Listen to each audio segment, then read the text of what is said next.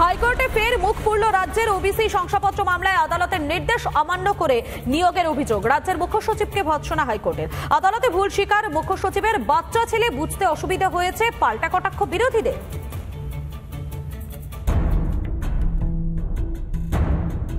ফের রাজ্য সরকারের গালে সপাটে থাপ্পড় হাইকোর্টের। ওবিসি মামলায় আদালতের নির্দেশ থাকা সত্ত্বেও কিভাবে হলো নিয়োগ প্রক্রিয়া, কেন সংশ্লিষ্ট বিভাগের আধিকারিকদের বিরুদ্ধে ব্যবস্থা নয়, জানতে চেয়ে রাজ্যের মুখ্য সচিব মনোজ পন্তকে তীব্র ভৎসনা আদালতের। গত বছর 22শে মে হাইকোর্টের রাজ্যে প্রায় 12 লক্ষ ওবিসি শংসাপত্র বাতিলের নির্দেশ দেয়। পরিষ্কার জানিয়ে দেওয়া হয় 2010 সালের পর থেকে সমস্ত ওবিসি শংসাপত্র বাতিল করতে হবে। ওই সমস্ত শংসাপত্রের ভবিষ্যতে কোথাও ব্যবহার করা যাবে না। অভিযোগ, হাইকোর্টের নির্দেশ অমান্য করেই একাধিক বিভাগের নিয়োগ প্রক্রিয়া শুরু করে রাজ্য সরকার। হাইকোর্টের ওবিসি শংসাপত্র বাতিলের নির্দেশে বিরোধিতা করে সুপ্রিম কোর্টে যায় রাজ্য। যদিও দেশের শীর্ষ আদালত এই নির্দেশের ওপর কোনো স্থগিতাদেশ দেয়নি, তারপরেও কিভাবে নিয়োগ প্রক্রিয়া শুরু করলো রাজ্য সরকার? বিচারপতিদের প্রশ্নের সাফাই দিয়েছে রাজ্যের মুখ্য সচিবও। আদালতের নির্দেশ বুঝতে পারেননি বলে দোহাই দেন মুখ্য সচিব। মুখ্য সচিব মনোজ পন্তকে বাচ্চা ছেলে বলে কটাক্ষ বিরোধীদের। উনি প্রাইমারি স্কুলে ভর্তি হতে বলুন। আসলে রাজ্যের মাননীয় মুখ্যমন্ত্রীর স্কুলে ভর্তি হওয়া চিফ সেক্রেটারির পক্ষে অর্ডার বোঝাটা একটু কঠিন, কারণ বুঝতে পারলেও ওনার পক্ষে বলা কঠিন যে এই কমিশনের ব্যাকওয়ার্ড ক্লাসেস অ্যাক্ট অনুযায়ী এটা হয়নি, না হওয়ার ফলে এটা বাতিল হয়েছে। এটা একটা বাচ্চা ছেলেও বুঝতে পারবে। বোঝেনি এরকম আমি বলবো না, বুঝেও তিনি এড়িয়ে গিয়েছেন। ভোটের আগে ফের নিয়ম অমান্য করে নিয়োগের টোপ সরকারের। হাইকোর্টের থাপ্পড় খাওয়ার পরেও মুখে কুলুপ তৃণমূলের। চিফ সেক্রেটারি ভার্চুয়ালি হাজিরা দিয়েছিলেন, তার যুক্তি হাইকোর্টের অর্ডারে ওবিসি এ ওবিসি বি কোনভাবে ভাগ হবে সেটা উনি বুঝতে পারেন। আমাদের দল এবং আমাদের সরকার এর আগে পরিষ্কার ক্লিয়ার করে দিয়েছে, ওই বিষয়ে আমি কোনো মন্তব্য করছি না। হাইকোর্টের থাপ্পড়ে টনক নড়ল না মুখ্য সচিবের। শেষমেশ সংশ্লিষ্ট বিভাগের আধিকারিকদের থেকে জবাব চাইতে বাধ্য হলেন মুখ্য সচিব। আদালতের নির্দেশ না বোঝার দায় নিয়ে এখনই পদত্যাগ করা উচিত নয় মুখ্য সচিবের। রিপাবলিক বাংলা। পানিহাটি পুরসভায় পুরপ্রধান পদে রদবদল। অভয়াকাণ্ডের 7 মাসের মাথায় এই রদবদল। নিছক সামান্য রদবদল নয়, এর পেছনে রয়েছে আরো বড় অভিসন্ধি। অর্জুন সিং এর মন্তব্যে শুরু হয়ে গিয়েছে জল্পনা। আমাদের এক্সপেকটেশন যতটা স্মুথলি পৌরসভা চলে ততটা স্মুথলি চলছে না।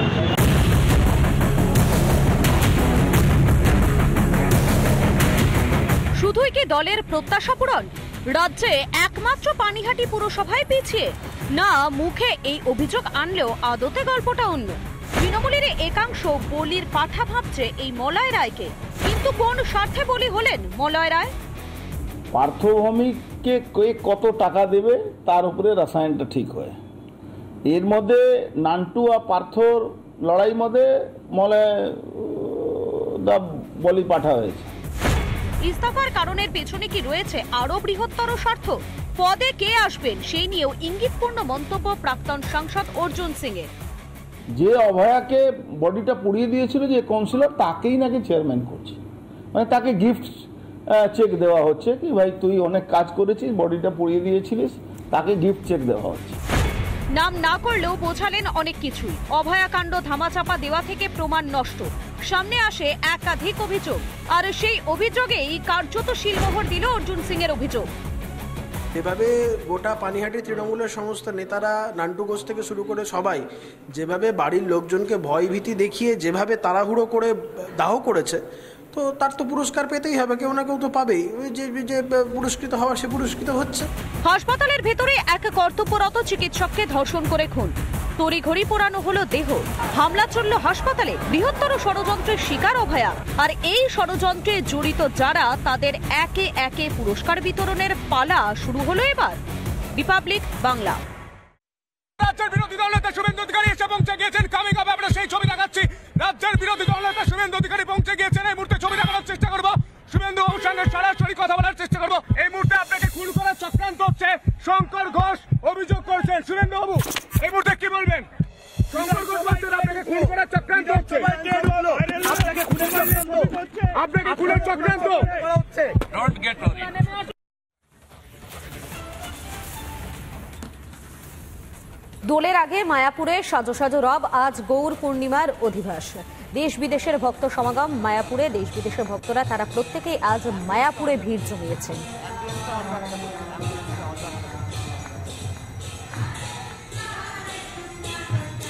মায়াপুরের ছবি দেখাচ্ছি আপনাদেরকে এই মুহূর্তে, এবং দেশ বিদেশের ভক্তরা তারা এসে ইতিমধ্যে উপস্থিত হয়েছেন মায়াপুরে। এক অস্ট্রেলিয়ান ভক্ত তিনি কি বললেন শোনাই আপনাদের, শুনুন। মহাপ্রভু আবির্ভাব, এটা কলিযুগে অবতার, উনি এসেছেন পতিত পাবনের জন্য। আমরা সব এই কলিযুগে বর্তমানকালে সবাই ভগবানকে ভুলে গিয়েছে। উনি অবতীর্ণ হয়েছে হরিনাম প্রচার করার জন্য, নিজে হরিনাম উনি প্রদর্শন করলেন, এবং আমাদের মতো সারা পৃথিবী, মহাপ্রভু বলছেন পৃথিবীতে আছে যত নগর গ্রাম সর্বত্র প্রচার হইবে মোর নাম।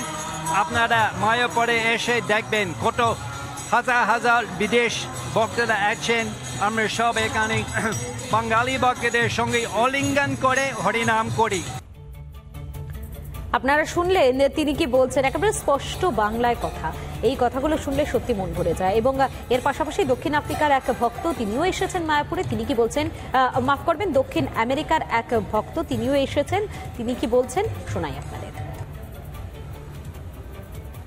এখানে আমার খুব ভালো লাগে, কেন এখানে হেভি ভক্ত আছে, খুব সুন্দর ঠাকুর আছে, বড় বড় ঠাকুর আছে, বড় বড় মন্দির এখানে আছে, আর বড় বড় মন্দির আছে। এটা খুব ভালো লাগে। আমার গুরু মহারাজ, আমার বান্ধবী খুব ভালো। মহাপ্রভু জন্ম মানে like a happy birthday, জন্ম, no? We make a বড় festival, very big festival for the devotees and also for the guests. Y Rana Corche, Papa la Huancaína, এটা food মানে আমার দেশ, নাম Papa la Huancaína. I made for 300 people. Mayapur ইসকনের মুখপাত্র তিনি আমাদের সহকর্মী কিশোরকে ঠিক কি জানিয়েছেন শোনাই।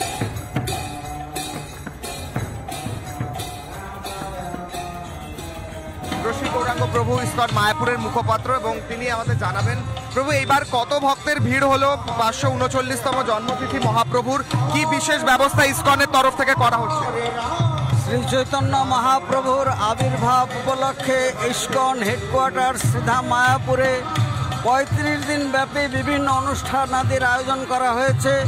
প্রত্যেক দিন 50,000 থেকে লাখো ব্যক্তি ভক্তবৃন্দ এখানে সমবেত হয়েছেন। ইসকন মায়াপুর এখন একটা মিনি ওয়ার্ল্ডে পরিণত হয়েছে। 100 দেশের বিভিন্ন ভক্তবৃন্দ এই অনুষ্ঠানে অংশগ্রহণ করেছেন। শ্রী চৈতন্য মহাপ্রভু প্রেম ধর্ম সমগ্র বিশ্বব্যাপী ছড়িয়ে দেওয়ার জন্য এখানে সকলে আসেন, এবং বিভিন্ন অনুষ্ঠানাদির আয়োজন করা হয়েছিল। পরিক্রমা, সেই পরিক্রমায় প্রায় 15,000 ভক্তবৃন্দ অংশগ্রহণ করেছিলেন। যে 7টি বিভাগে বিভক্ত হয়ে কীর্তন মেলার অনুষ্ঠান চলছিল, এবং জুমে বিভিন্ন প্রোগ্রাম চলছে।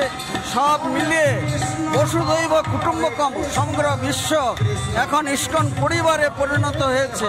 এবং আমরা মহাপ্রভুর কাছে প্রার্থনা করি, হিংসা নয়, দেশ নয়, দ্বন্দ্ব নয়, আসুন চৈতন্য মহাপ্রভু আচণ্ডালে যে হরিনাম বিতরণ করেছিলেন, সেই হরিনামে সমগ্র বিশ্বকে প্লাবিত করে দিন, হিংসা দেশ দূর হয়ে যাবে এই বিশ্বাস রাখি।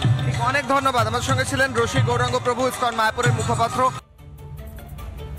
আপনাদের দেখালাম, আপনাদের শোনালাম ঠিক কি বলছেন তিনি, তার বক্তব্য শোনালাম। এবং এই মায়াপুর ইসকনে আজ তো সাজো সাজো রব, তো সেখানে আমাদের সহকর্মী কিশোলায় পৌঁছে গিয়েছেন, এবং কিশোলায় সেখানকার গোশালার ঠিক কি ছবি তুলে ধরেছেন দেখাই আপনাদের। ইসকন মায়াপুর ধামের অন্যতম আকর্ষণ এখানকার গোশালা, এবং শ্রী চৈতন্য মহাপ্রভুর 539তম জন্মতিথির ঠিক আগের দিন, অধিবাসের দিন, এই গোশালায় বহু ভক্তরা এসেছেন গোশালা দর্শন করতে। বলা হয় হিন্দু শাস্ত্র মতে 33 কোটি দেবী দেবতা গোমাতার শরীরে অবস্থান করেন, এবং গোমাতার শরীরে যারা অবস্থান করেন যে দেবী দেবতারা, তাদের সবার নাকি পুজো হয় যখন আমরা গোমাতার সেবা করি বা গোমাতাকে আমরা পুজো করি। গো পুজো, গো সেবা ইত্যাদি করা হিন্দু শাস্ত্র মতে অত্যন্ত গুরুত্বপূর্ণ।